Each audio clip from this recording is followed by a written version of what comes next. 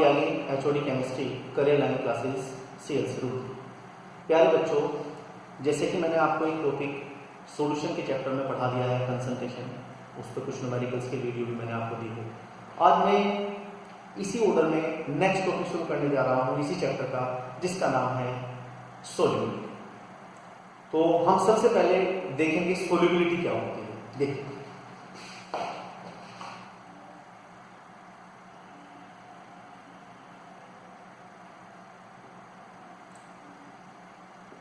Solubility को हम कैसे डिफाइन करते हैं, what do understand by solubility. देखिए, यदि हम सोल्यूबिलिटी को डिफाइन करें तो हम कह सकते हैं कि solubility is the amount of the substance, किसी भी सोल्यूट का वो amount gram which is dissolve in 100 gram of solvent, which is dissolved in 100 gram of solvent or liquid to form a saturated solution at a particular temperature।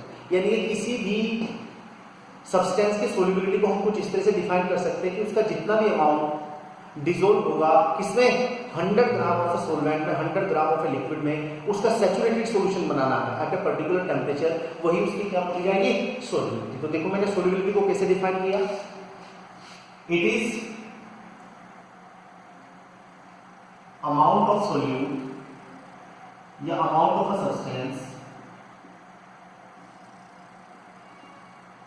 और solute, अब amount किसमें लेना है, इन ग्राम, ठीक है ना, dissolve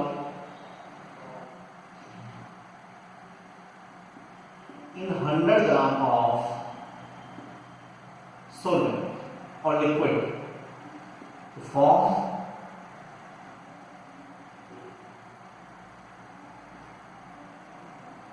saturated solution at a particular temperature is called solute। तो देखो स्टूडेंट्स, मैंने सबसे पहले एक्सप्लेन किया सोल्युबिलिटी का मीन क्या होता है, सोल्युबिलिटी क्या होती है, और मैंने आपको समझाया सोल्युबिलिटी के बारे में कि सोल्युबिलिटी जो होती है किसी भी सोल्यूट की, किसी भी सोल्यूट की, किसी भी सब्सटेंस का वो अमाउंट होता है ग्राम में जो 100 ग्राम सोल्वेंट में या लिक्विड में डिसॉल्व होता है और एक सैचुरेटेड सॉल्यूशन बनता है at a particular temperature, this is called solubility. अब देखिए, हम डिस्कस करने जा रहे हैं इसमें solubility of gases in liquid, यानी कि हम एक गैस लिक्विड सॉल्यूशन के बारे में पढ़ेंगे, किसी गैस की सोल्युबिलिटी को लिक्विड में देखेंगे। तो देखते हैं solubility of gases in liquid.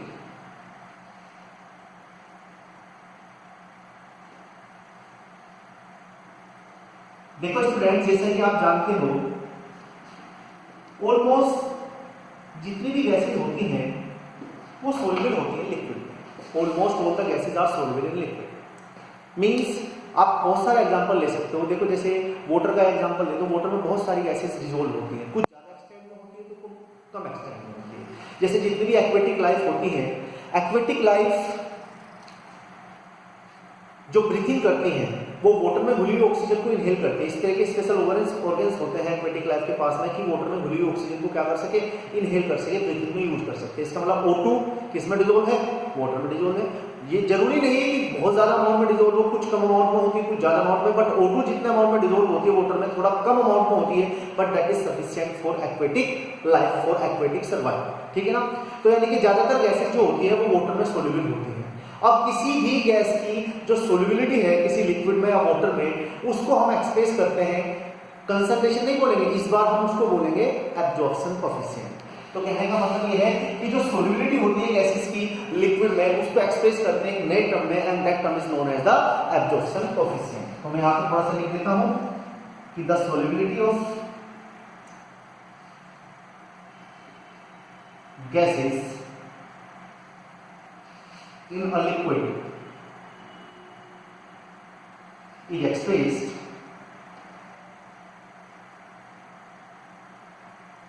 in terms of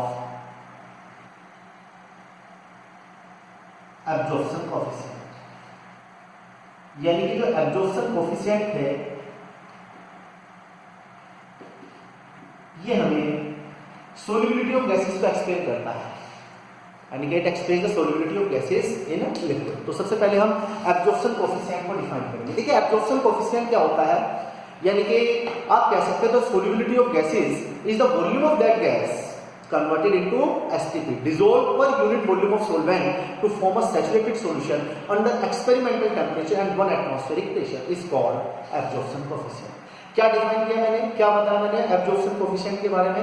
देखिए मैंने आपको बताया कि जो एब्जॉर्प्शन कोएफिशिएंट होता है वो किसी गैस का वो वॉल्यूम होता है, थोड़ा सा फिर लिख देता हूं,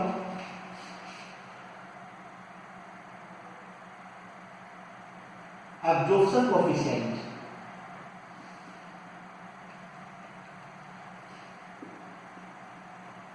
is the volume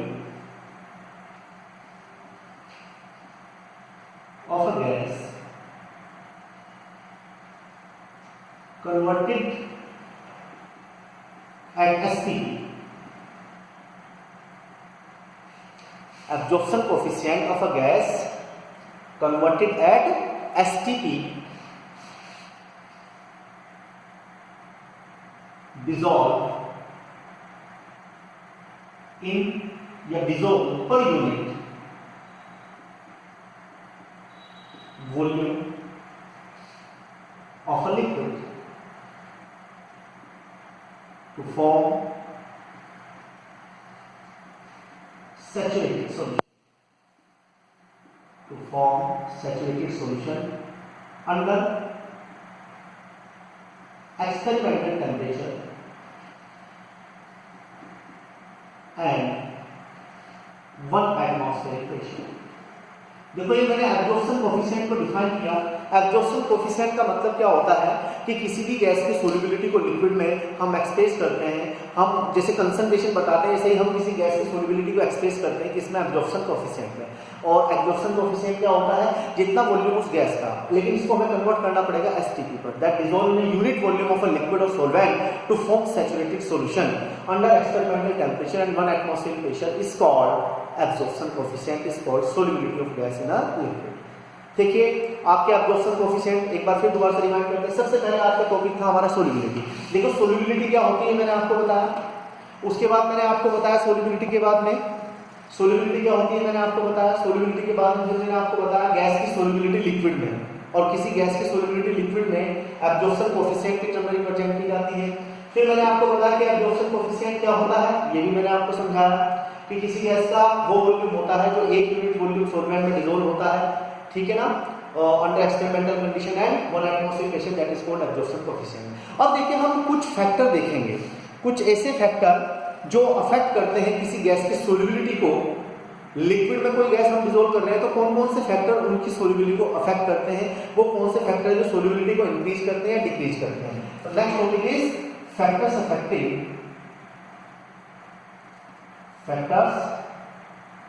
अफेक्टिंग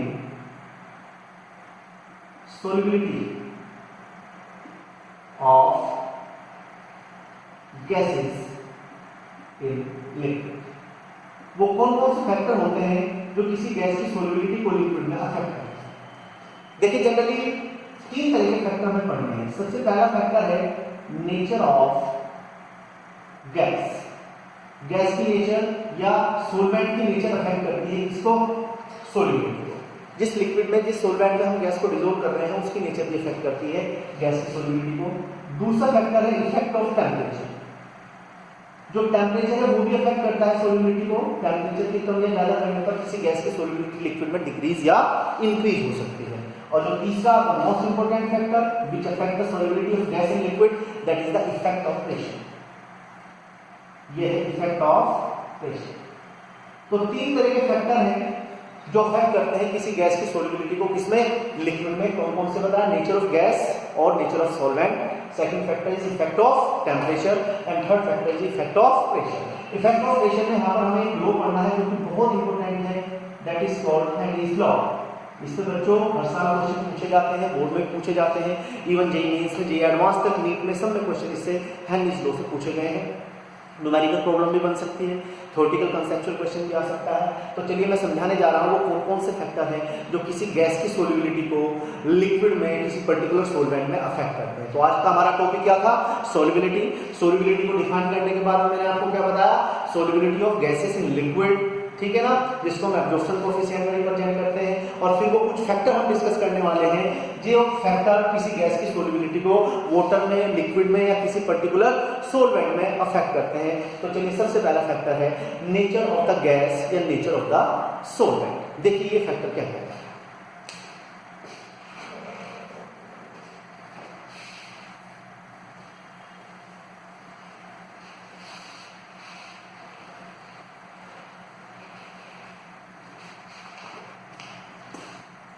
सबसे पहला फैक्टर है nature of gas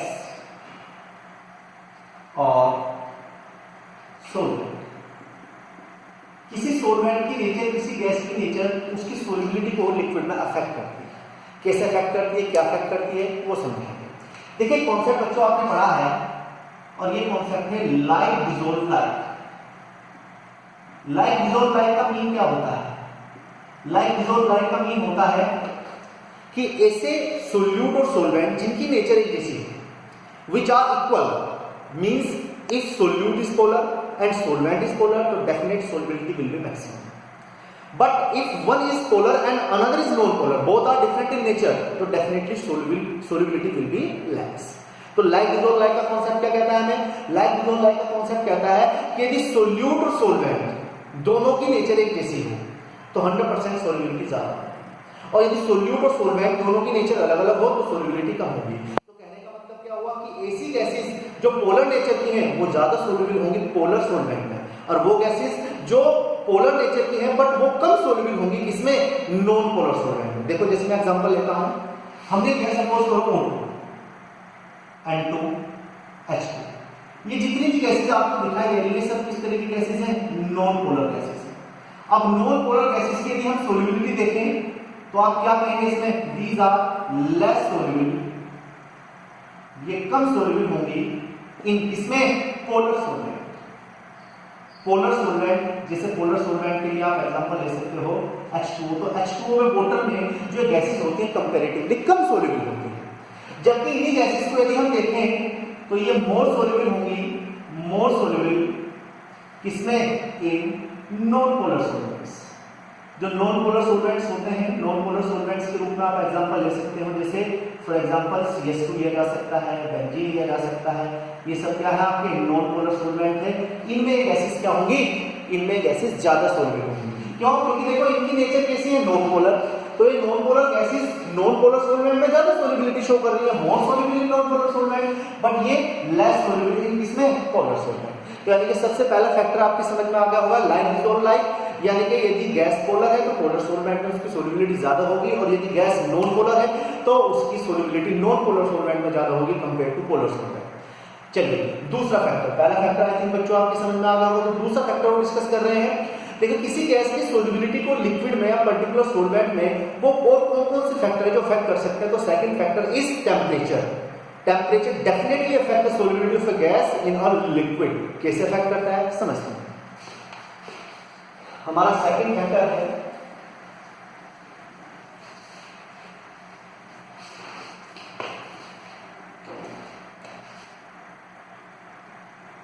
effect of temperature. देखिए टेम्परेचर का किसी गैस की सोल्युबिलिटी पर क्या इफेक्ट पड़ता है? किसी पर्टिकुलर सोलवेंट में, किसी पर्टिकुलर लिक्विड में temperature, how temperature affect the solubility of gas. देखिए जनरली जब हम किसी गैस को किसी सोलवेंट में, किसी लिक्विड में डिसॉल्व करते हैं तो यहाँ पे जो सॉल्यूशन बनता है that is the gas solution, और ये रिएक्शन जो होती है यहाँ पर बहुत सारी हीट रिलीज भी होती है। देखो हीट यहाँ से रिलीज हो रही है, यानी कि डेल्टा H की वैल्यू यहाँ पर कैसी दिखाई दे रही है? नेगेटिव। तो यानी कि ये रिएक्शन आपको किस तरह की दिखाई दे रही है? एक्सोथर्मिक। देखो आपको साफ साफ दिखाई दे रहा है जब किसी गैस को पर्टिकुलर सोलवेंट में डिसॉल्व किया जाता है और वहां पे गैस सॉल्यूशन बनाया जाता है तो वहां से हीट रिलीज होती है, यानी कि डेल्टा H नेगेटिव आता है। डेल्टा H नेगेटिव का मतलब वहां से हीट रिलीज हो रही है। यानी कि एक एक्सोथर्मिक प्रोसेस है, यानी कि this solution of a gas in a liquid is an exothermic process, वहां से हीट क्या होती है, रिलीज होती है। अब क्वेश्चन इज दिस, अब यदि टेम्परेचर बढ़ाया जाए तो क्या होगा, टेम्परेचर बढ़ाने पर इक्विलिब्रियम अपने आप को किधर शिफ्ट करेगा, जिधर हीट एब्जॉर्ब हो रही हो। यदि फॉरवर्ड जाके हीट रिलीज हो रही है तो डेफिनेट बैकवर्ड क्या हो रही होगी, एब्जॉर्ब। लीजेंट में इसको यूज करेंगे यहाँ पर, जो हमने 11th में पढ़ा है केमिकल इक्विलिब्रियम में। अब यदि इस प्रोसेस में मैं टेम्परेचर बढ़ाऊं तो डेफिनेटली इक्विलिब्रियम अपने आप को किधर शिफ्ट करेगा, बैकवर्ड डायरेक्शन में। बैकवर्ड डायरेक्शन का मतलब क्या है, उस गैस की सोल्युबिलिटी जो है वो डिक्रीज हो जाएगी, उस गैस के बाहर निकलने की टेंडेंसी बढ़ जाएगी। तो यानी कि क्या इफेक्ट हुआ टेम्परेचर का, सोल्युबिलिटी पर, यानी कि as temperature rise solubility of a gas in liquid decrease. ठीक है ना, तो यानी कि ये हम लिख सकते हैं यहां पर कि as temperature rise the solubility of gas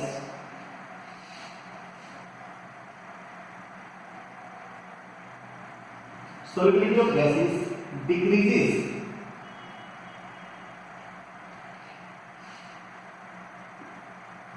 in liquid। यानी कि आप शॉर्ट में से कह सकते हो कि जो सोल्युबिलिटी है किसी गैस की किसी लिक्विड में या किसी सॉल्यूशन में, वो inversely proportional to temperature. Temperature बढ़ने पर सोल्युबिलिटी डिक्रीज होगी। अब इस पर 2 साल पहले बोर्ड में बड़ा अच्छा कॉन्सेप्चुअल क्वेश्चन पूछा गया था बच्चों। क्या क्वेश्चन पूछा गया था कि जो एक्वेटिक लाइफ होती है वो more comfortable in cold water compare to warm water. जो एक्वेटिक लाइफ होती है वो, क्या क्वेश्चन पूछा गया था, एक्वेटिक लाइफ ज्यादा कंफर्टेबल होती है कोल्ड वाटर में कंपेयर टू वार्म वाटर। इसका रीजन आपको क्या समझ में आ रहा है? देखो, इसका सीधा सीधा रीजन हमारे समझ में आता है कि जो एक्वेटिक लाइफ होती है वो ज्यादा कंफर्टेबल होती है कोल्ड वाटर में। रीजन, वाटर कोल्ड होगा, टेम्परेचर कम होगा, और टेम्परेचर कम होगा तो वहां पर O2 की जो कंसंट्रेशन होगी ऐसे वाटर में वो ज्यादा होगी, और जहां पर O2 की कंसंट्रेशन ज्यादा होगी तो एक्वेटिक लाइफ इजीली अपने आप को सर्वाइव कर लेंगे, उनको ब्रीथ करने में प्रॉब्लम नहीं होगी। वार्म वाटर होगा, टेम्परेचर ज्यादा होगा तो डेफिनेट O2 की जो कंसंट्रेशन होगी, जो O2 की सोल्युबिलिटी होगी वाटर में, वो कम होगी। तो आप इसका एग्जांपल ले सकते हैं। दैट्स व्हाई कि जो एक्वेटिक लाइफ होती है is more comfortable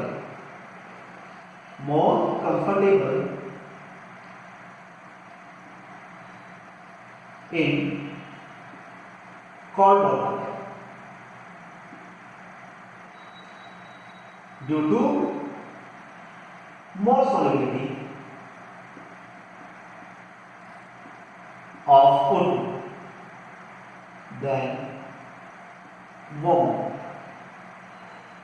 वाटर के कंपैरिजन में जो कोल्ड वाटर होता है उसमें O2 की सोल्युबिलिटी ज्यादा होती है। तो आई थिंक आपको आपके क्वेश्चन का जवाब मिल गया होगा। तो टेम्परेचर का क्या रोल होता है किसी गैस की सोल्युबिलिटी में लिक्विड में, वो मैंने आपको समझाया। तो यहाँ पे देखो, मैं factor affecting the solubility of a gas in liquid discuss कर रहा हूँ। मैंने यहाँ पे 2 फैक्टर डिस्कस कर दिए। सबसे पहला फैक्टर नेचर ऑफ गैस, और दूसरा फैक्टर जो मैंने डिस्कस किया वो कौन सा डिस्कस किया, इफेक्ट ऑफ टेम्परेचर। दोनों ही फैक्टर आपके समझ में आ गए होंगे। चलिए आगे बढ़ते हैं तीसरे फैक्टर पे, जिसका नाम है effect of pressure on the solubility of gas.